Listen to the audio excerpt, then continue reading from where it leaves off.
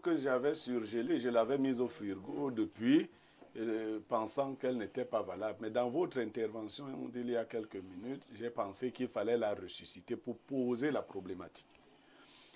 C'est un monsieur qui m'a appelé il y a quelque temps. Il a insisté pour que j'en parle. Je lui disais, je ne vois pas l'enjeu de ta dénonciation. Parce qu'il arrive que... Mais maintenant, je viens d'en voir l'enjeu. Son épouse est allée faire des achats à Douala. Il vit ici à Yaoundé avec son épouse. Et cette dernière est allée faire des achats à Douala. Elle était supposée faire un aller-retour. Elle est partie très tôt le matin dans les bus de 4 heures. Elle devait faire des achats dans un marché et reprendre la route. Le bus a eu des difficultés à arriver à Douala. Donc son épouse est arrivée à Douala vers 12 heures. A réussi quand même à faire les achats, mais n'a pas pu reprendre le bus pour rentrer. À ce moment-là, son épouse l'a appelé. Elle n'avait plus d'argent et d'autres. Il a estimé qu'il ne pouvait pas envoyer son épouse dormir dans un hôtel, dans une auberge ou autre. Et il a son ami à Douala. Il a appelé son ami qui vient souvent chez eux à Yaoundé. Oui, voyez-moi venir, qui dort souvent chez eux. Et l'ami lui a dit, ben attends, ça pose aucun problème. C'est un détail. C'est un détail. Il y a la chambre des amis, il y a... puis il a donné les indications à son épouse qui est allée chez cet ami. L'épouse dit qu'elle est arrivée, le monsieur l'a bien reçue, lui a montré sa chambre, lui a donné le nécessaire de toilette et tout le reste, puisqu'elle n'était pas partie avec le nécessaire. Sauf que dans la nuit, le monsieur est venu. Elle avait déjà fait une remarque parce qu'elle lui a demandé les clés de la chambre. Le monsieur lui a dit de pousser la porte, que bon, chez eux, ils n'utilisent pas les clés. Et dans la nuit, le monsieur est venu dans la chambre de l'épouse, qui s'est réveillée en sursaut, croyant qu'elle rêvait. Elle a surpris l'ami de son mari devant elle, en tenue d'Adam. Disons que nu, parce qu'on ne comprend pas le français. Oui, nu, comme un ver de terre, et qui insistait comme un mauvais esprit pour avoir des rapports avec cette dernière. Elle a résisté autant qu'elle a pu. Elle raconte elle a été obligée de dire à son mari, ils se sont battus de 23h30, parce qu'elle a pu voir l'heure, jusqu'à 1h30. Seigneur Jésus. Quand la femme était finalement épuisée, le monsieur a abusé d'elle. Il a abusé d'elle. Elle a pris ces choses nuitamment. C'est-à-dire elle est allée attendre le matin à l'agence avec tout ce que cela comportait comme risque. Elle a ramassé ces choses, elle a pris une moto dans la nuit, dans un quartier pas très bien. Elle est allée s'asseoir à l'agence jusqu'à ce que l'heure de départ arrive. Elle a retrouvé Yaoundé. Elle voulait au départ garder ça pour elle, mais le traumatisme était tel qu'elle n'a pas pu cacher à son mari ce qui est arrivé. Il faut préciser que c'est le mari qui m'en a parlé. Et il m'a dit que c'est un ami qu'il a soutenu sur une très longue période. Qu'il a logé même chez lui avant qu'il n'épouse la dame qu'il a aujourd'hui et beaucoup d'autres services qu'il lui a rendus. Alors, son ami ne l'a pas appelé depuis. Depuis lors, pour lui non plus. Mais il demande des conseils parce que quand il me parlait, je lui avais dit que je ne pensais pas que ce soit une dénonciation qu'on devrait porter à la télé. Il voulait écouter les sons de voix des uns et des autres. Et je vous ai suivi avec une posture. Peut-être que ce sera la même posture que vous lui donnerez. Parce qu'il avait quand même quelques idées de ce qu'il peut faire. Oh là là. J'avoue vraiment que... On a soufflé du givre sur notre plateau là. C'est pas facile, hein? C'est pas facile. Alors, le fameux monsieur qui a abusé de l'épouse de son ami, lui n'est pas marié? Il l'est, mais sa femme n'était pas là ce jour-là, ce soir. D'accord. Aucune question à poser à Bernard Ouna. Votre réaction? Je voulais savoir si... Enfin, quel genre d'achat la femme allait faire à Douala? Les vêtements et autres. Elle fait du commerce. Ah, d'accord. Oui, elle allait se ravitailler. Elle allait se ravitailler. Bon, je crois que comme le monsieur a voulu quel conseil, d'abord il faut dire à la dame merci d'avoir osé présenter cette situation à son mari. C'est une question de confiance et de responsabilité aussi. Le traumatisme certainement a été violent parce qu'elle a souffert 2 fois. On l'a d'abord bastonné et puis on l'a encore bastonné autrement. Donc elle a souffert 2 fois. le salopard a épuisé la dame d'autrui pendant 2 heures de temps. Un peu plus de 2 heures, et puis après, il a fait ce qu'il voulait faire. Bon, je pense que ce monsieur ne doit pas être normal, parce que vouloir absolument coucher avec la femme de son ami me semble un peu assez extraordinaire. Est-ce qu'il avait autre chose derrière cette intention? Est-ce qu'il voulait atteindre un objectif absolument en couchant avec cette femme?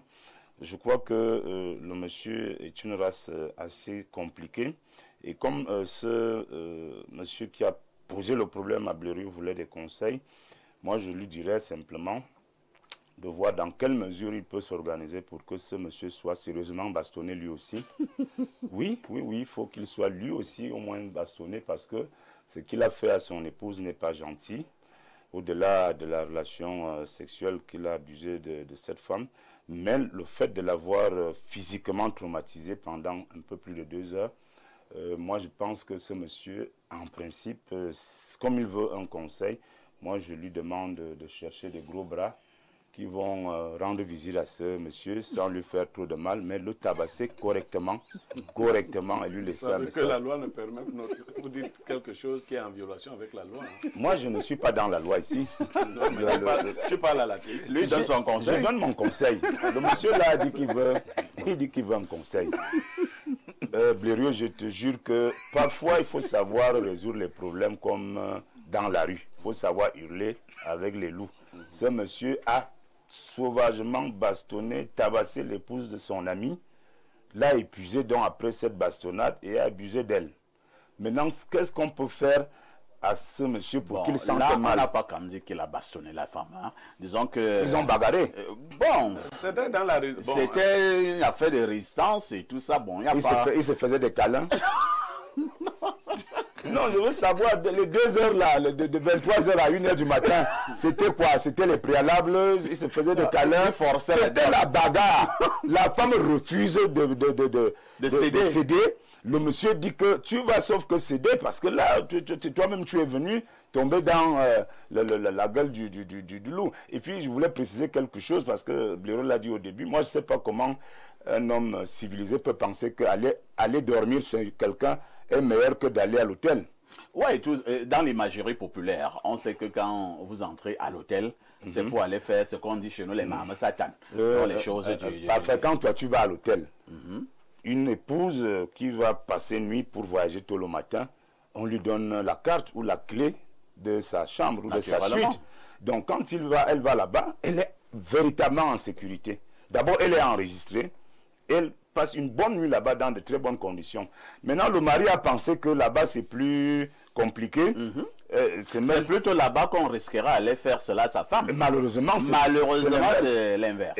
Il envoie donc plutôt sa femme dans un endroit dangereux où elle croise un homme dangereux, un pervers qui ne peut pas comprendre que ça, c'est la femme de mon ami. Rodrigue Adalbert Evina, cette affaire d'amitié devient de plus en plus risquée au Cameroun. Finalement, qui est notre ami? Si vous avez vraiment un ami au sens noble du terme, est-ce qu'il doit faire ça à ton épouse? Parfait, ici, dans votre question, vous parlez du sens noble. Mais combien de personnes aujourd'hui prennent la peine d'examiner la moralité de leurs proches, de leurs connaissances et autres? Je pense que nous sommes plongés dans cette espèce d'imprudence. Voilà qui nous amène à considérer très facilement des individus comme étant nos amis. Et c'est extrêmement dangereux, même si l'être humain peut être imprévisible, parce que vous pouvez aussi être avec votre ennemi sans le savoir pendant longtemps, pendant des décennies. Vous êtes là, vous êtes sûr que vraiment c'est quelqu'un que vous maîtrisez déjà, pourtant il n'en est rien. Moi je suis de ceux qui pensent que il ne faut pas parler d'amitié avec une si grande facilité. Ce monsieur a posé un acte de trahison très grave. Très grave parce que si son supposé ami, parce que là on ne peut plus vraiment parler d'une amitié a estimé que il n'est pas bon pour sa femme d'aller dormir soit à l'auberge ou à l'hôtel, sa femme serait mieux là-bas, chez son ami. Ça veut dire qu'il faisait confiance à ce monsieur-là effectivement, une grande confiance. Voilà, effectivement, c'est mon ami. Ma femme serait mieux et en sécurité là-bas, à son domicile. Mais maintenant, quand on écoute ce récit, c'est pour ça que j'ai parlé d'un acte de trahison vraiment avancé. Parfois ici, je voudrais aller plus loin en disant que si vous voyez là dehors le phénomène des règlements de compte, ça part de ce type d'acte. La trahison, il y a l'ingratitude, la trahison. Ces choses sont souvent douloureuses et insurmontables que vous devez être vraiment fort pour ignorer un acte comme celui-là sans poser, sans réagir de manière brutale et violente. Parce qu'il y a des gens parfois ici, même là où vous êtes là, quelque chose peut vous arriver, tout le monde vous insulte là dehors. C'est clair. Vous allez rester tranquille. Mais il y a des gens que s'ils s'associent à ceux qui se moquent de vous, ça te fait mal. Ou à ceux qui tirent sur vous, parce que vous allez dire que tout le monde peut me faire ça sauf toi. C'est vrai. Vous voyez un peu? C'est pour ça que je comprends Bernard Ouna. En fait, je n'ai pas envie de dire ce que moi je pourrais faire si ça avait été ma femme. Ne dis pas que tu vas tuer ce monsieur. Mes intentions ne sont pas très bonnes. Il n'est pas bien que moi, Evina, que je m'asseye et que je réfléchisse dans le sens de répondre à quelqu'un. Mes intentions ne sont jamais bien. Ou un tout petit peu, parce que je vous considère comme mon ami. Vraiment. La femme me rapporte ça. Bon, je ne peux pas dire ici ce qu'elle va faire. J'imagine que vous étiez à table. Je suis sûr que vous allez avoir envie de manger. Non, mais franchement. Donc, je vois que ce soi-disant ami, non seulement a torturé ta femme pendant 2 heures de temps, oui, mais lorsque la femme n'en pouvait plus, elle a cédé. Elle a cédé. Et parfait. Et le gars a commis. Et parfait, parce forfait. Que Blériot reprenait Bernard en disant que non, c'est l'état de droit, nous sommes en télévision. Vous savez que le droit n'est pas aussi facile, le droit est complexe. Parce que si... Est-ce que le droit s'applique aux animaux? Si on porte même plainte... Non, attendez d'abord, Rodrigue, est-ce que le droit s'applique pas aux animaux? Bon, le monsieur qui commet ce genre d'acte, est-ce que c'est vraiment encore non bien, c'est un animal? Je ne pense pas qu'il soit normal. C'est un animal. Voilà. Mais, donc le droit devait pas s'appliquer. Mais s'agissant... parlons même de l'état de droit. C'est pour ça que j'ai dit qu'elle ne peut pas dire ici ce qu'elle pense. Parlons même de l'état de droit. Mais il va s'attacher les services d'un avocat. On va vous demander de prouver le viol là. Hein? Est-ce que c'était un viol? Ça va être compliqué. C'était un viol. C'était un viol. C'était un viol parce que le viol c'est quoi? C'est l'avoir des rapports. Blériot parlait de 23h30 à 1h30. Avec quelqu'un sans son consentement. Sans son consentement. C'est ça le viol. Mais c'était un viol. Mais maintenant, la justice va vous demander de prouver cette affaire. Ça ne va pas être facile. C'est pour ça que je dis qu'il y a des options qui peuvent faire en sorte que ce monsieur ressente en lui. C'est-à-dire, il ressent, pas qu'on lui envoie des nouvelles. Il ressent en lui que son acte était un acte qui ne relève pas du commun des humains. Merci. Hein? Je vais poser une question tordue à Alain Douka. Moi, j'avoue d'abord que ma question risque d'être tordue. Alors, moi, j'ai souvent causé avec les femmes. Hein. Certaines femmes, 1, 2, 3, 4, 10, m'ont fait comprendre que parfait, un seul homme ne peut pas violer une femme. Si la femme ne veut pas, tu n'arriveras pas à tes fins. C'est excessif? Je vais répondre. Il y a une disposition dans le Pentateuque, dans la Bible, au sujet du viol, qui disait que si une jeune fille ou une femme se faisait agresser dans un lieu isolé, elle crie, il n'y a personne, etc., elle se fait violer, la peine qui était la mort serait appliquée à l'homme, la femme serait exemptée. Mais si on se rendait compte qu'il y avait possibilité d'alerter, de crier, de telle sorte que quelqu'un puisse entendre ce qui se passe et qu'elle ne l'ait pas fait, il y a un problème. La pénalité ne sera pas attachée. L'homme en question est elle-même. Alors, ça m'interpelle. Vous savez, le monsieur, je suis en train de questionner la nature de ses rapports, même d'abord avec sa femme. Est-ce qu'il y a effectivement une relation de confiance parfaite dans ce couple? Parce que je questionne ça. Pourquoi il en est arrivé à préférer que sa femme aille séjourner chez l'ami au lieu d'une institution hôtelière, une aubergerie et tout ça?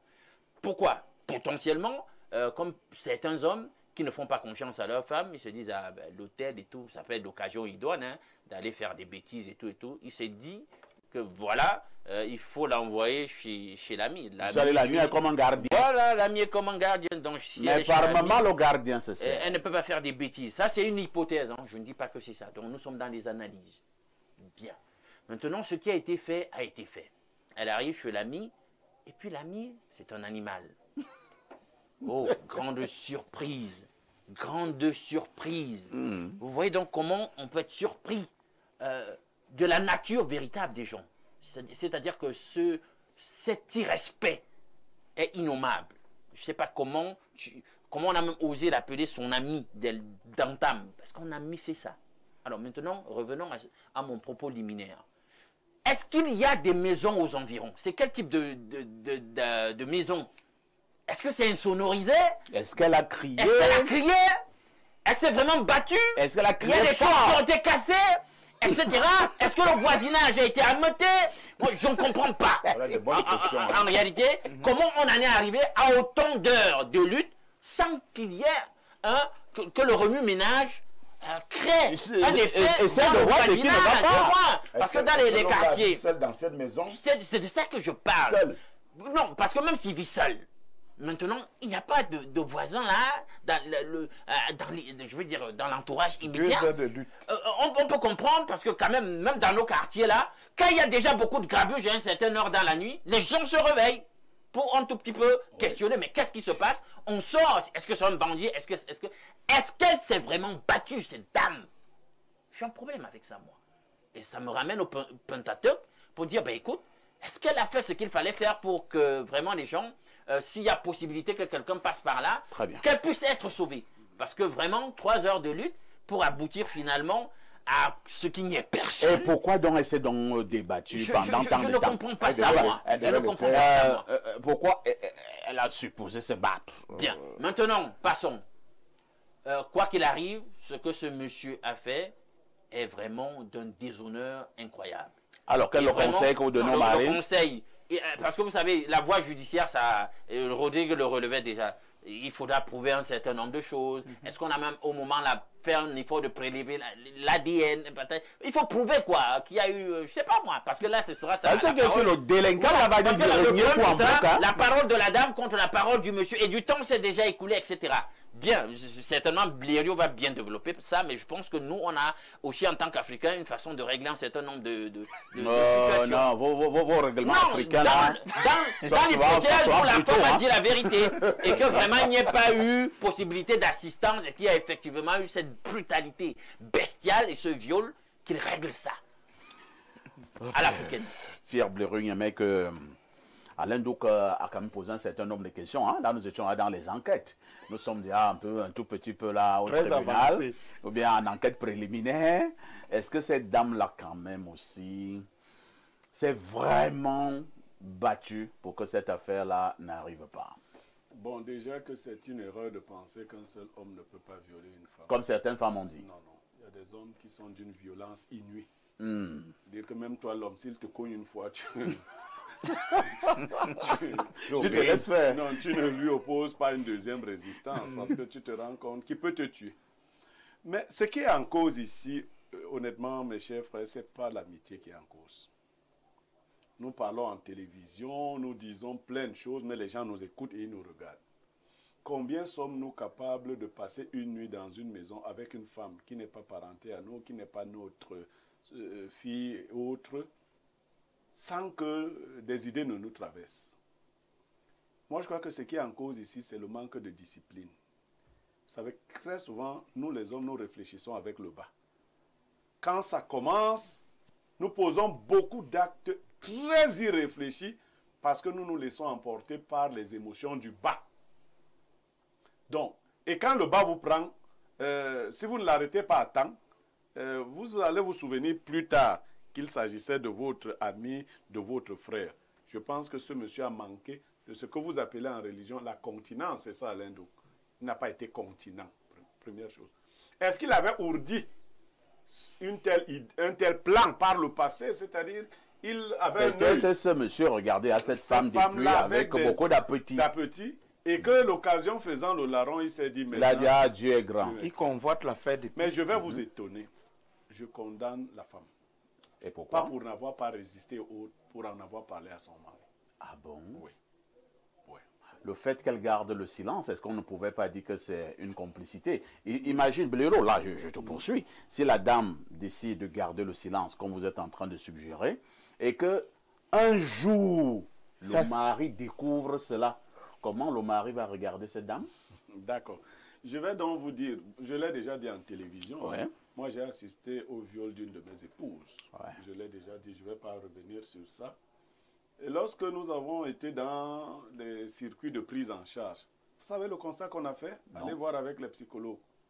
Plus de 80% des femmes qui avouent à leur mari avoir été violées sont chassées. Ah bon? Oui. C'est-à-dire que très peu d'hommes ont le mental de vivre avec une femme qui a été violée. C'est pour cela que les femmes plus avisées n'en parlent pas souvent. Je ne dis pas que c'est une bonne chose. Je parle là de maturité. Beaucoup d'hommes vous disent non. Très peu d'entre nous là. Ta femme vient. Au départ, tu la soutiens. La première réaction est souvent de l'accompagner, de la soutenir. Mais quelquefois, à ton corps défendant, tu commences à la regarder d'une manière d'abord piteuse, ensuite à la culpabiliser. Les questions que vous posiez là, ramenez-la à vous-même. C'est-à-dire que l'homme commence à se dire, est-ce que tu as vraiment résisté? Est-ce que toi-même tu n'as pas voulu ça? Et dès que tu commences à raisonner comme ça, elle devient l'auteur de la bêtise. Tu commences à la trouver sale. Et quelquefois, l'ami là même, ce n'est même plus le problème, c'est elle. Il y a même des hommes qui ont perdu totalement le désir sexuel avec leur femme. Je dis, les cas, ils sont légion. Vous parliez donc de l'africanité. Oui. En Afrique, il y a des choses... je vais faire une bifurcation. J'ai une cousine qui est violée par un oncle. Elle a... Oui. Incroyable. Elle a... Il y a de ces Non, elle a 11 ans. Ah, Le problème est posé à mon grand-père. Que voilà, tel a violé tel. Mon grand-père nous demande de ne pas en parler. Non, je lui dis, non, on ne peut pas, il faut l'exposer. Il me dit, tu as dit que tu apprenais la sagesse, non, mec. Je lui dis, mais il y a quelle sagesse là? Il me dit, bon, voici ce qui va se passer. Quand nous allons dire qu'elle a été violée, les sorciers du village vont s'assurer de la rendre stérile pour dire que c'est le viol de son oncle qui l'a rendue ainsi.